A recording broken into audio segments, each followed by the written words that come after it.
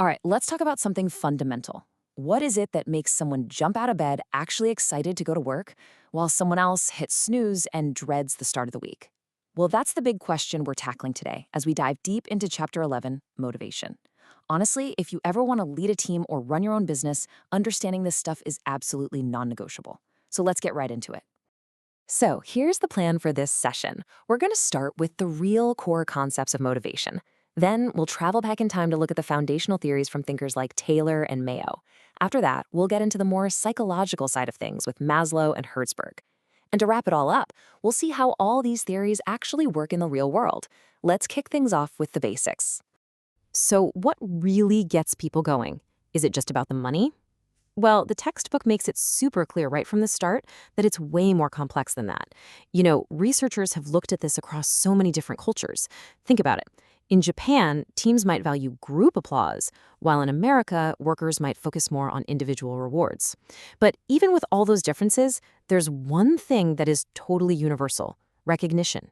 Just a simple thank you or showing genuine appreciation for a job well done, that can be an incredibly powerful motivator, no matter where you are in the world. Okay, let's get our key definition nailed down.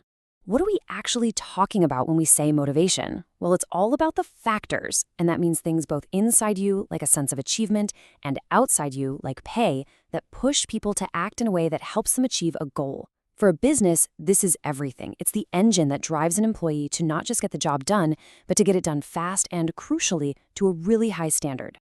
And this right here perfectly illustrates why it matters so much. Having a well-motivated workforce isn't just some fluffy, nice-to-have thing. It is a real, tangible competitive advantage.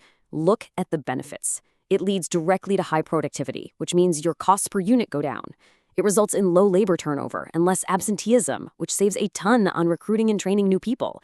And maybe most importantly, motivated workers are proactive. They actually suggest improvements and are willing to accept more responsibility. That's gold for any business.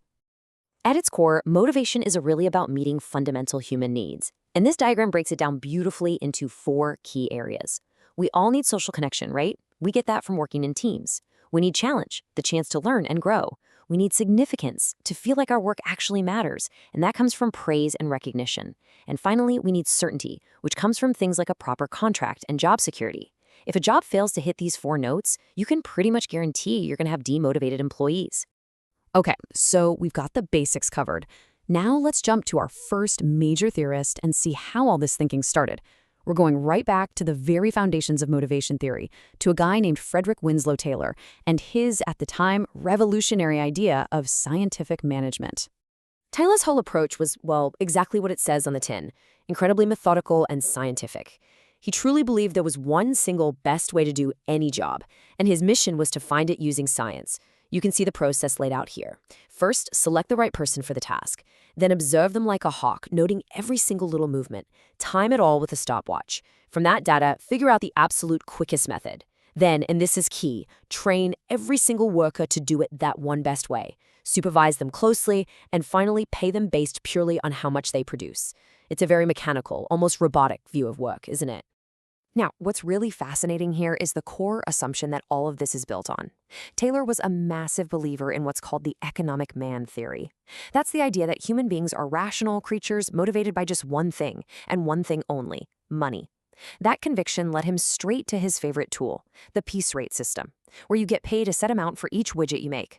The logic is brutally simple, right? If you want to earn more money, you just have to produce more stuff. And listen, this was not just some abstract theory in a textbook.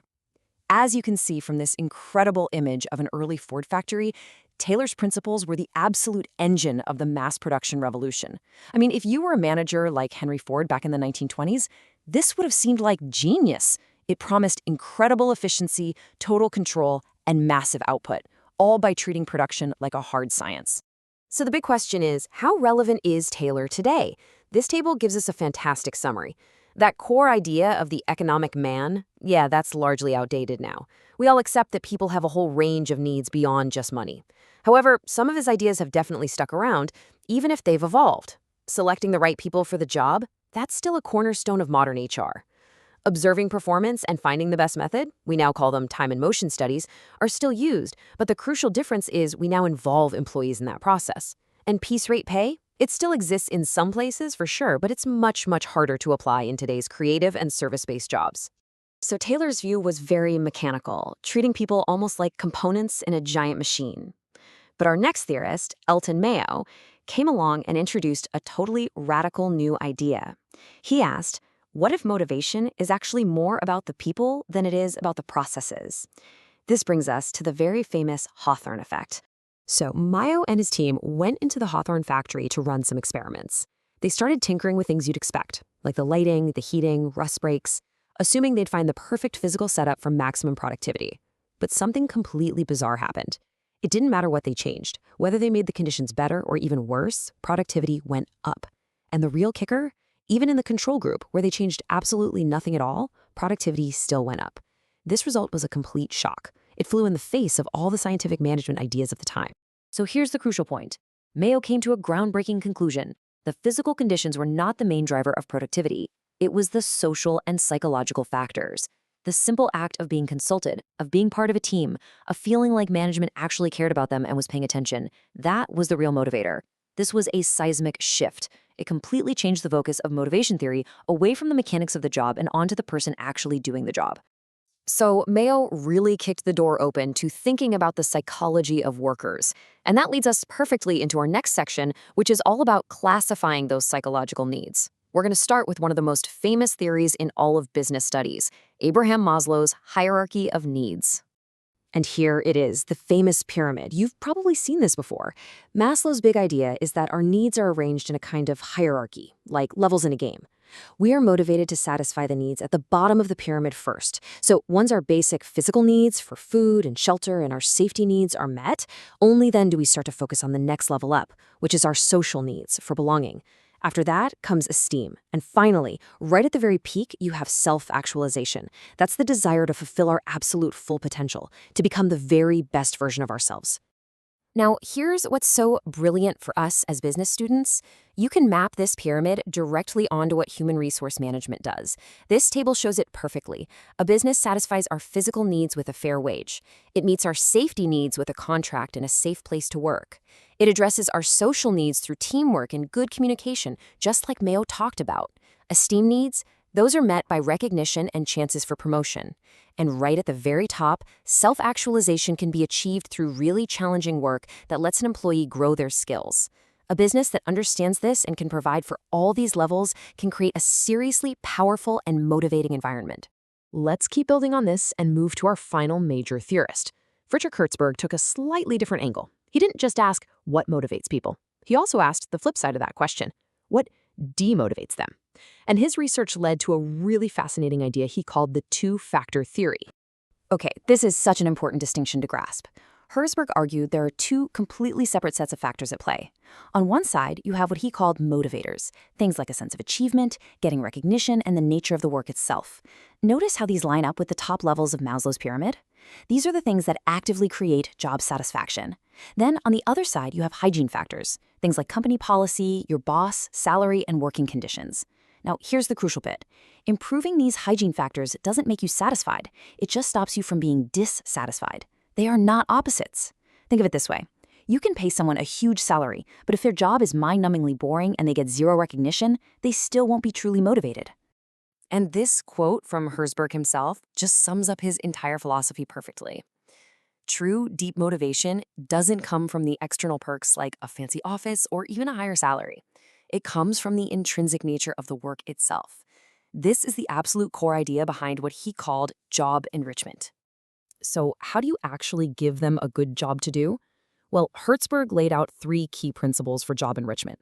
First, give people complete units of work. Don't just have them put one screw in a machine over and over. Let them build a whole component so they can see a finished product and feel a sense of ownership and achievement. Second, provide regular feedback and recognition. People need to know how they're doing. And third, design jobs with a range of tasks that actually challenge and stretch an employee's abilities, helping them to grow. Okay, we have covered a lot of theory. So now let's put it all to the test. Let's see how these big ideas actually play out in a real, successful business. We're going to dive into the case study of the grocery store, Trader Joe's. Trader Joe's is a really fascinating company to look at. They consistently get incredibly high customer satisfaction ratings, and their senior managers will tell you that this is a direct result of their excellent, well-motivated workforce. What's more, their own employees consistently rate it as one of the best places to work in the country. You can see there's a really powerful link here between how happy the employees are and how successful the business is. Okay, let's tackle the activity from the textbook. The question asks us to analyze two needs that people have that are being met by working at Trader Joe's. Let's break this down methodically, just like you would in an exam. First, let's hunt for evidence related to esteem needs. The case study says managers listen and good ideas are appreciated. Well, in Maslow's terms, that's a direct hit on esteem needs, the need for respect from others and a sense of achievement. From Herzberg's point of view, this is a perfect example of the recognition motivator in action. So that's our first need. For our second, let's think about social needs. The case mentions that the crew members make decisions together and there's a strong team focus. This speaks directly to what Mayo found about the power of team spirit, and it clearly satisfies Maslow's social needs, that desire for belonging and acceptance. You could even argue that giving teams responsibility for stocking decisions is a form of job enrichment, tapping right into Herzberg's responsibility motivator. So there you have it. Esteem and social needs are clearly being met. And to wrap this all up, here is a classic exam-style question for you to think about. Considering all these theories, which motivational factors would be most effective for a modern software developer versus a construction worker, and why? Okay, let's start with the developer. Their work is creative, it's complex, it's not easily measured by how many lines of code they write, right? So a Taylor-style piece rate system would be pretty much useless. Instead, you'd want to focus on the top of Maslow's pyramid and Herzberg's motivators. You would apply job enrichment by giving them ownership of an entire project. That's responsibility. You'd give them opportunities to solve really tricky problems. That's challenge and self-actualization. And you'd give them recognition for their innovative solutions, which hits esteem and recognition. Now, let's flip it and think about the construction worker laying bricks. Here, the task is much more repetitive and the output is easily measurable. So Taylor's approach could actually be relevant here. You could find the most efficient method and offer a piece rate for every square meter of wall they build, satisfying their basic financial needs. But Mayo reminds us we can't ignore the social side. A strong team spirit, good communication on the worksite, and safe working conditions are all vital hygiene factors. So what's the big takeaway from all this? It's that there is no single best theory. The most effective managers are the ones who can draw from all of them, tailoring their approach to the specific job, the individual person, and the overall business environment.